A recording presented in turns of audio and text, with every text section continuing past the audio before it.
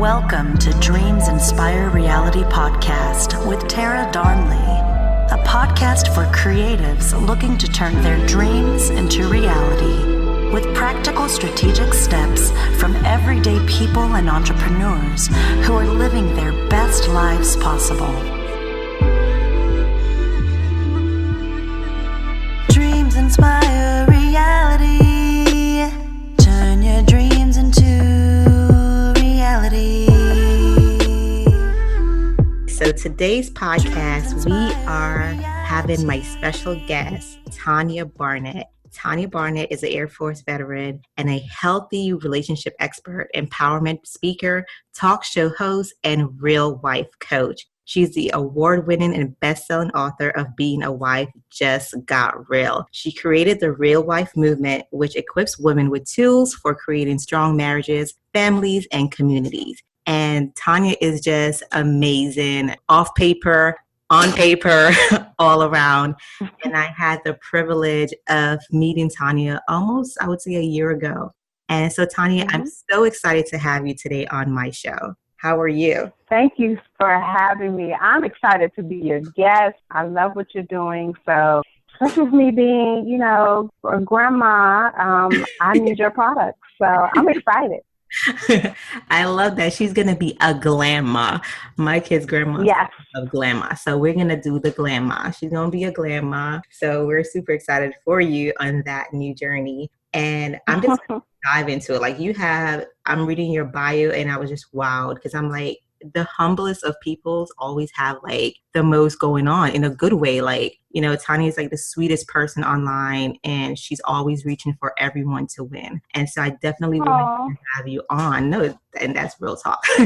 I definitely wanted to have you on because I wanted the reality of a lot of things that you always share. And number one, today we're going to be talking about marriage and entrepreneurship and how can we balance both. And I think sometimes as entrepreneurs, we tend to leave all aspects of our lives out, especially when we get super passionate about whatever it is we're trying to bring to reality. And so Tanya is going to share with us some super quick tips and tricks that has worked for her. We're going to discuss her book, which you guys need to go get it. And Tanya, can you plug that where they can get this book quickly? Yes, so you can get the book, Being a Wife Just Got Real, Things I Wish I Knew Before I Said I Do, on Amazon. But you can also go on my website, TanyaBarnett.me, and see it under shop, I believe it is, or store. And if you buy it that way, you'll get an autographed copy of the book. So yes, you have to get that book.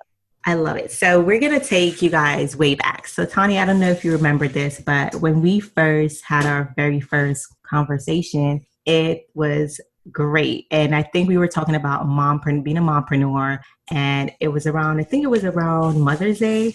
And one of the first questions you asked me, and it really struck me because no one has asked me that question. And I was like, why is she helping my business? But you were like, how is everything? How's your marriage? And I was like, how's my marriage? And you were like, yeah, how's everything? Are you and your husband making time for each other? And I was just like, yeah.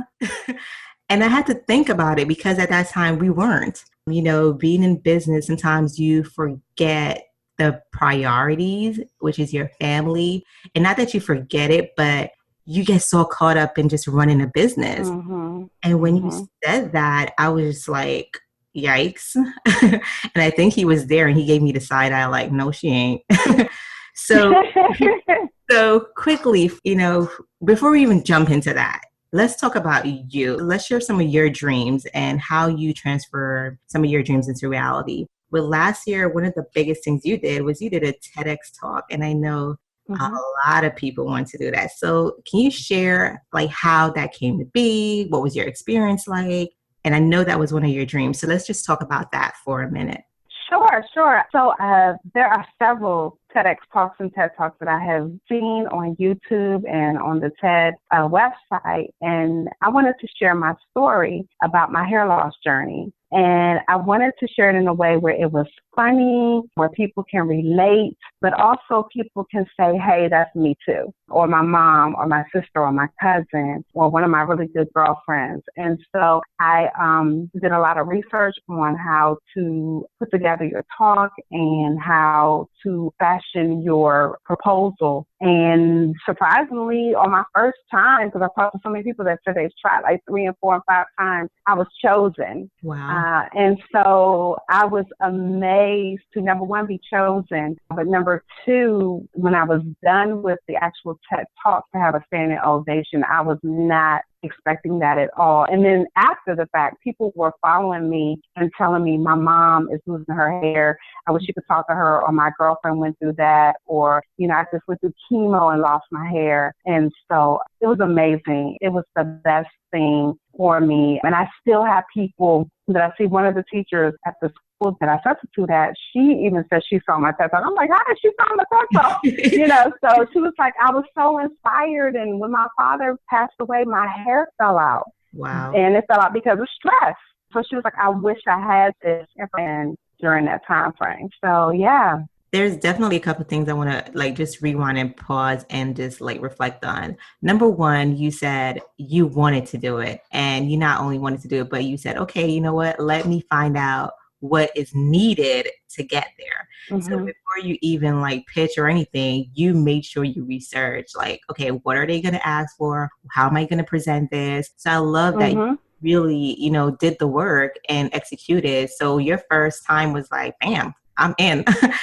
There it is. Right. I was shocked because they received over 600 proposals and there were only 34 of us.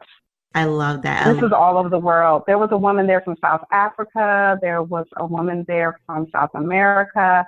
There were people from London. So these were women, because it was a women's TEDx conference from all over the world. So I was honored to have been chosen. And let's just go back into that. I'm sure that was one of like a great accomplishment for you, one of your dreams. Let's talk about like, are you living your dream life today? Let's talk about that.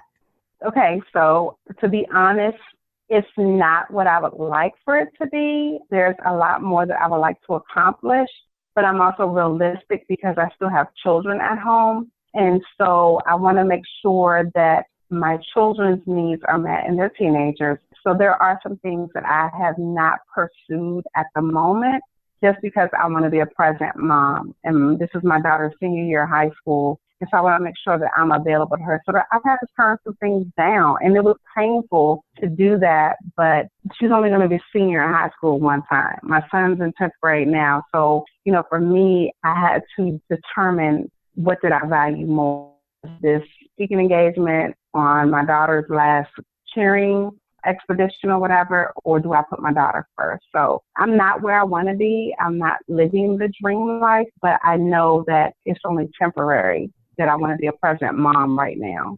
I love that transparency. And I also want to dive into that real quick, because what would you say is your dream life? Like for you to say, you know what, I'm completely happy. I'm content. This is where I want to be. This is my dream life. What does that look like? Ooh, my dream life would be to be, you know, fully self-employed and, you know, making the type of money where my husband and I don't have to worry about, you know, mortgage. I want my cars paid off, student loans gone, you know. I do not want to owe Sally Mae anymore. So those type of things. And just being able to go on vacation when we want to, and expense is not a concern. I'm not saying, you know, my husband and I are not those type of people where we would spend a lot of money anyway, but something where if we say, hey, we want to go to South Africa or Greece or something like that, where we wouldn't have to be nervous about paying for that trip and enjoying ourselves. I got it. Just financial freedom. That's it. Mm-hmm. Guys, this is exactly why I wanted to have this podcast. And that wasn't scripted. I didn't know Tanya was going to say that. But I love that she said that. And I think for us women, we oftentimes have to, sacrificed a lot of things. And so she's sacrificing her dreams to make sure her kids' dreams become a reality. And that's major. And for some of us, that's something we have to do. And some of us choose not to. And whatever road you take, that's okay. At the end of the day, you have to live with that. So I'm sure that's something Tanya has decided, okay, I'm going to live with this and that's going to be fine. I'm content seeing my daughter and my son and my kids happy and my husband happy. So I love that you were able to share that. And let's jump into the book a little bit, because I literally read your book in a couple of hours and I was laughing. Wow.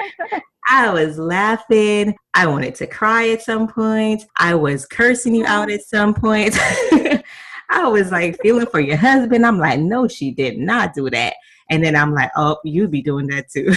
So it was very relatable. And I think when you even started the book, you said that's what you wanted. So you definitely accomplished your goal. So did you see yourself writing a book to begin with? I know when you shared a little bit about that in the book, like basically God told you, you needed to share your message. So let's talk about that a little bit.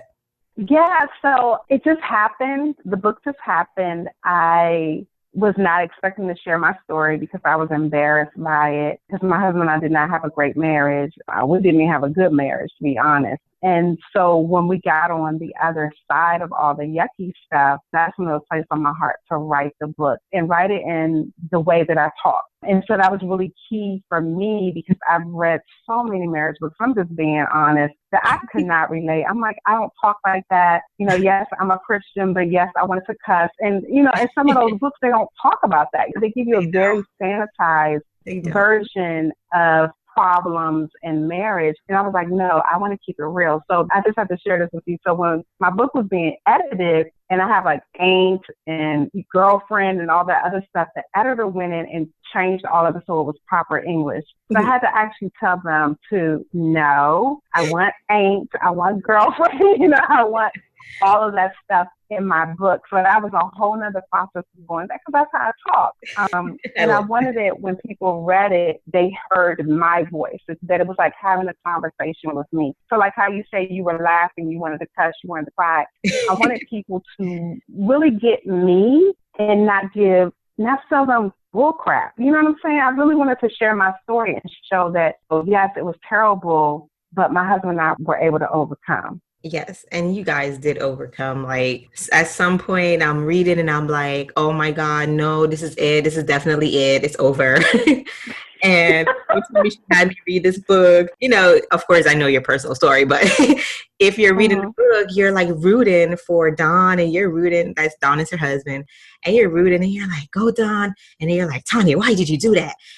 So you go through all those emotions as a reader. But like you said, it was so real, because I could see some of the scenes, like some of the things that you did. And now, for example, like you were pregnant and you were like, go get me some ices.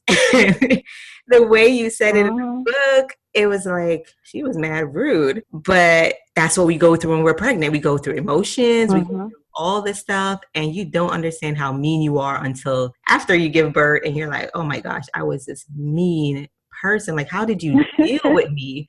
So even when you were going through that, I was like, oh my gosh, like I did that. It was relatable. I'm going to jump in quick. Let's talk about marriage and entrepreneurship, because having a business and being married, that just adds a whole nother level of complexity. Like, what's your best advice for someone starting a new business and they're newlyweds? Wow, wow, that's tough.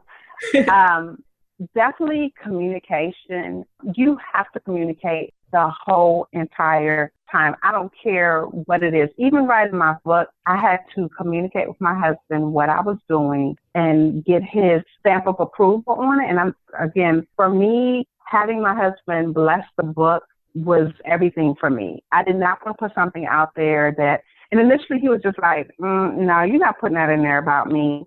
But, after he read through it and I told him, babe, that's not who we are anymore, that's when he was able to get his stamp of approval. So had my husband said, no, this isn't happening, I wouldn't have put the book out. So definitely in entrepreneurship, you need to do the same thing. Have these conversations over and over and over again. Ask your spouse, hey, I know I've been engrossed in whatever it is, a product or a service. I know I've been engrossed. How are you doing? Are we okay? Are you feeling left out? These type of conversations, because we don't have these conversations, then our spouse feels like, okay, she's giving all her time, attention to this thing. Here I am. I'm supposed to be supporting her, but I'm not even getting a piece of my life. Sure. So I really feel like that whole communication piece is key. And that's something that Donna and I really try to do. We try to do some checks. Sometimes we go to therapy just to say, hey, we're not clicking right now.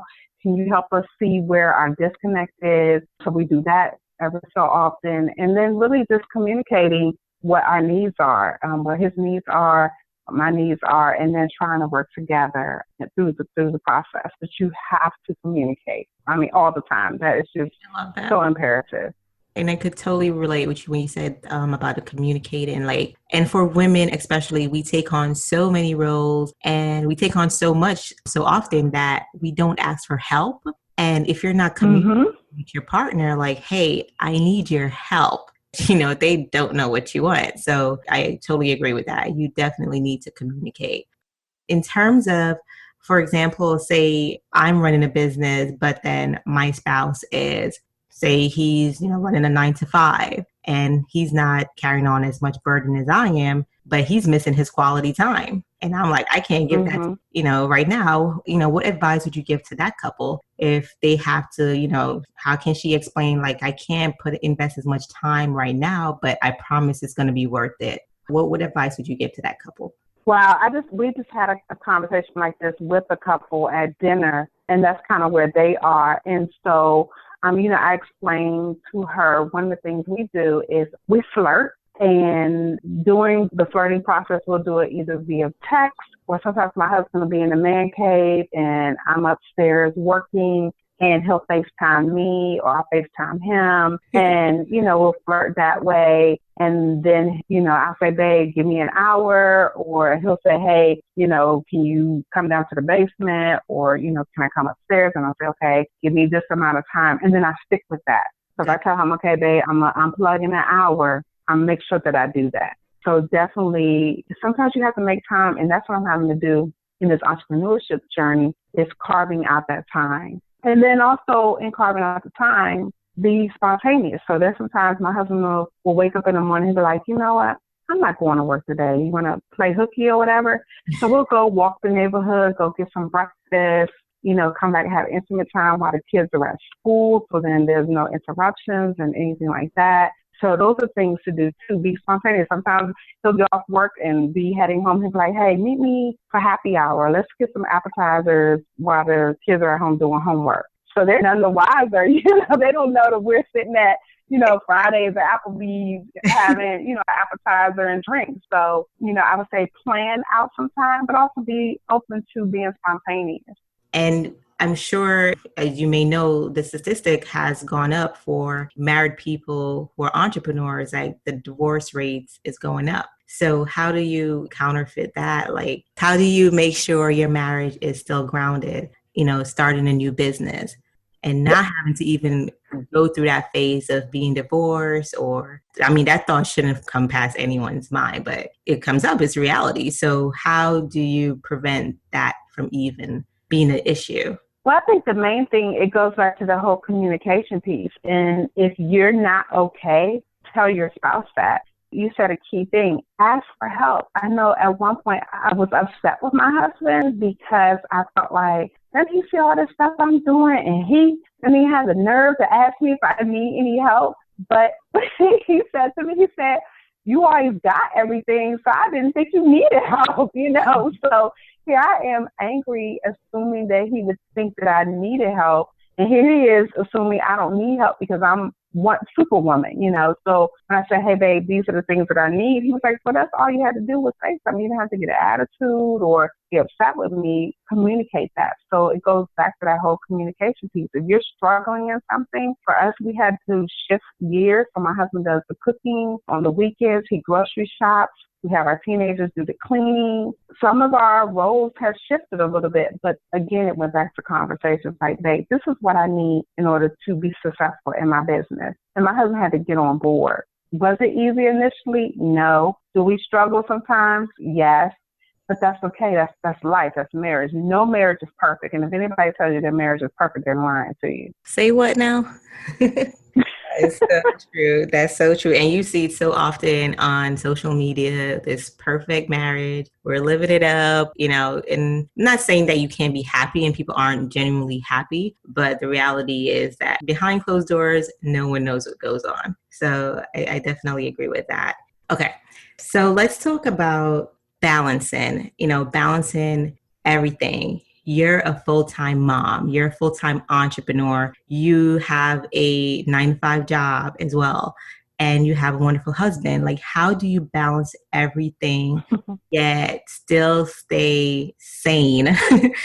You're still able to be you, because when I see you online, I see you. I don't see all the roles per se.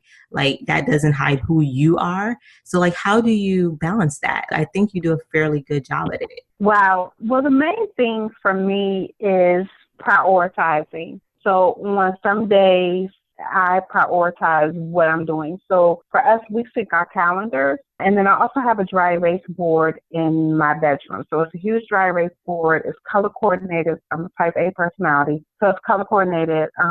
Each one of my kids have their own color. My husband has his color. I have mine. And we write things on the calendar. One of the things that we have to do is a ride share. So our son does football and weight training. We ride share with other families. And then my daughter's she's a varsity cheerleader. Again, we ride share with her coach and other families. And that way, my husband and I aren't stuck with running here and there all the time. So that's something that's key. So if people have children that are in sports and activities, that's something to consider.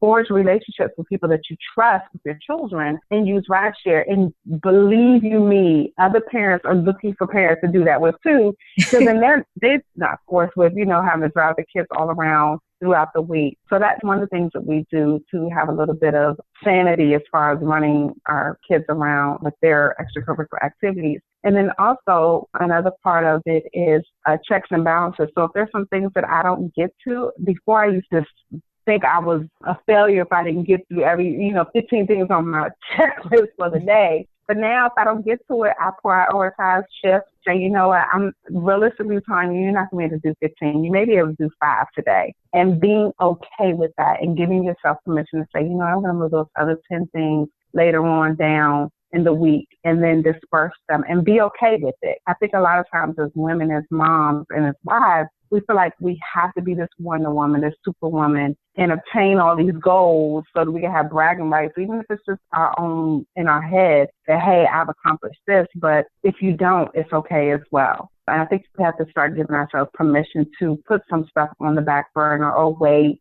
And then that way you're not crazy at the end of the day or at the end of the week or the end of the month because you didn't reach a goal. Those goals may not be realistic. You're thinking, okay, I can do it in a week. It may really be a month goal and being okay with that.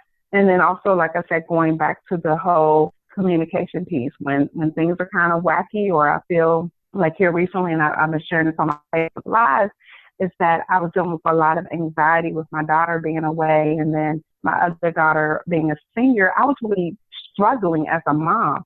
So I had to call my counselor and say, hey, I need to come back and see you. And so she really helped me get grounded and change my thought process as a mom, to an adult child, and then a child is getting ready to move into young adulthood and go to college. So definitely counseling is a part of that for that whole balance piece. So I always advocate counseling or talking to a coach or a mentor, someone who can help you sort out some things because we can't do it all. I love that you mentioned a therapist or a coach or a counselor, because so often, like you said, we're balancing so much, and sometimes it's not even just asking for help, but just having someone to just listen to us. I think that just be able to have someone to vent to without feeling guilty about what you're saying, because, it's okay to say out loud, you know what, I'm sacrificing everything for my family and I may regret this one day. It's worth it, but that doesn't mean I'm okay with it. And it doesn't mean that I can't say it out loud.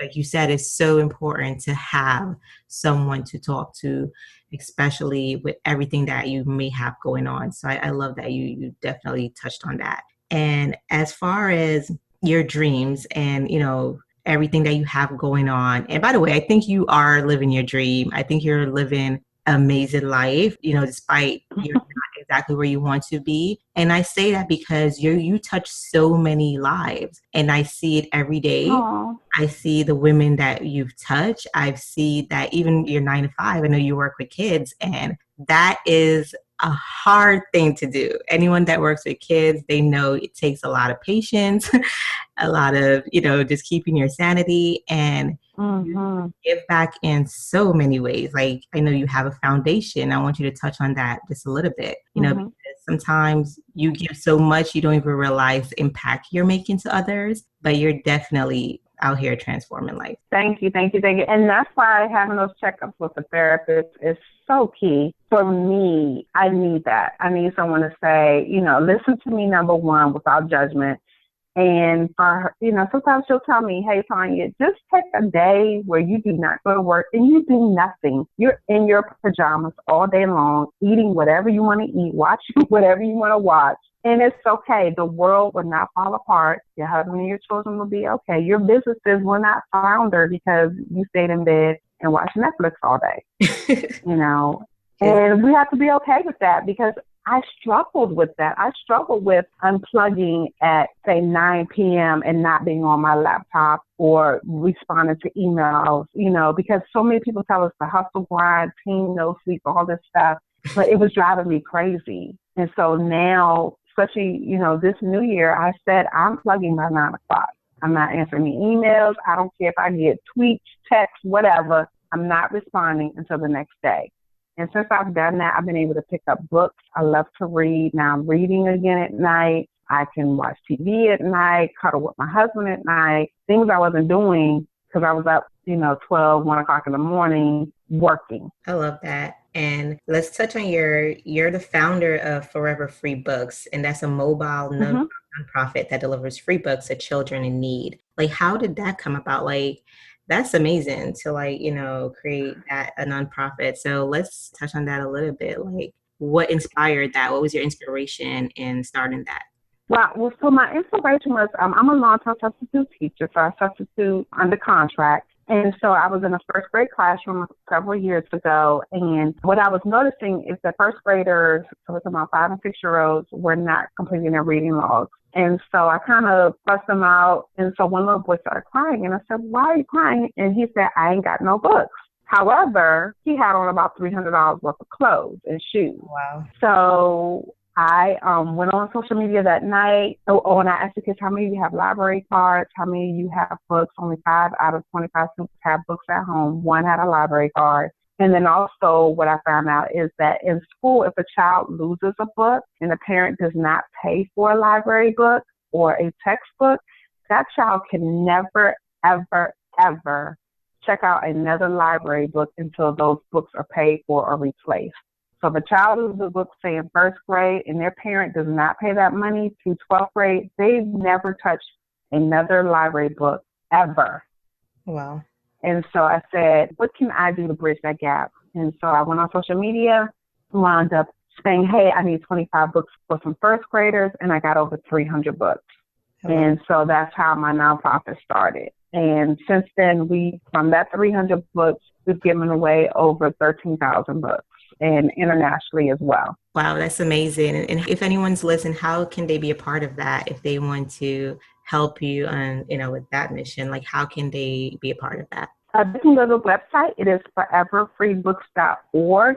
We do have a contact form on there. I get a lot of contacts from students who are looking for volunteer service hours in the Washington, D.C. area. So if you have a student who needs volunteer hours, they can come and do inventory. We just did Christmas with the Redskins. So sometimes we take students with us. We do Christmas with the Redskins, and they're there giving away books to some of the children. We do reading events at barbershops. We do reading events at community centers. We go to apartment complexes and not so great areas, but you'd be surprised how many children come out and get books.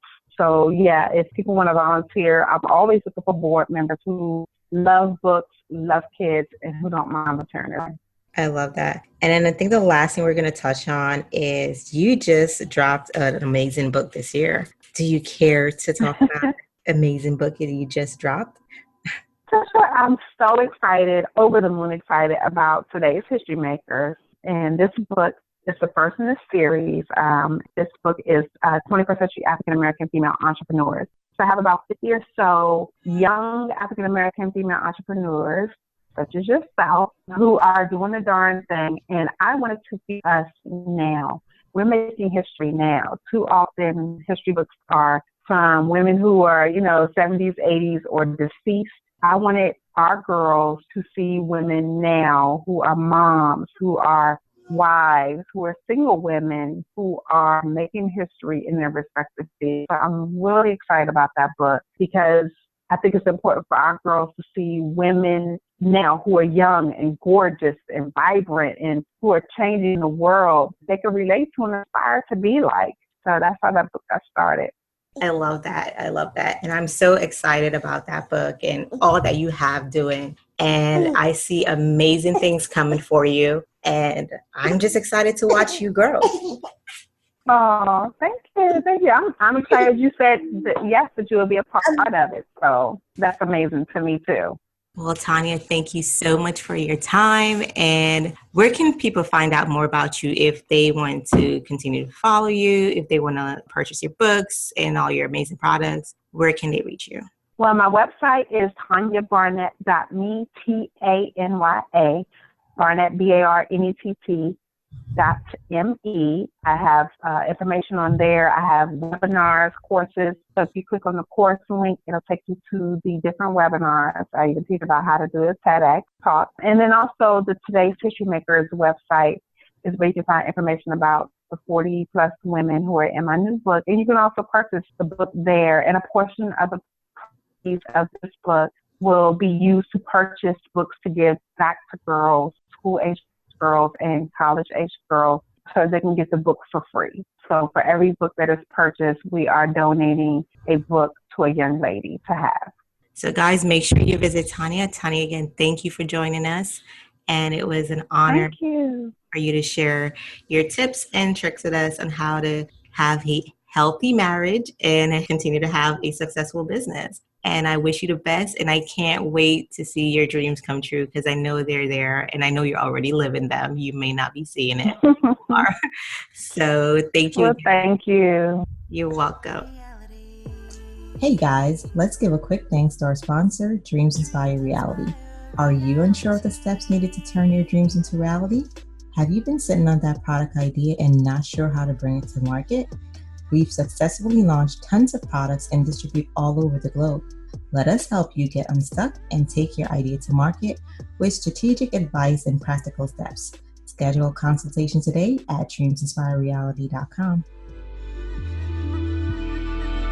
Dreams inspire reality. Turn your dreams into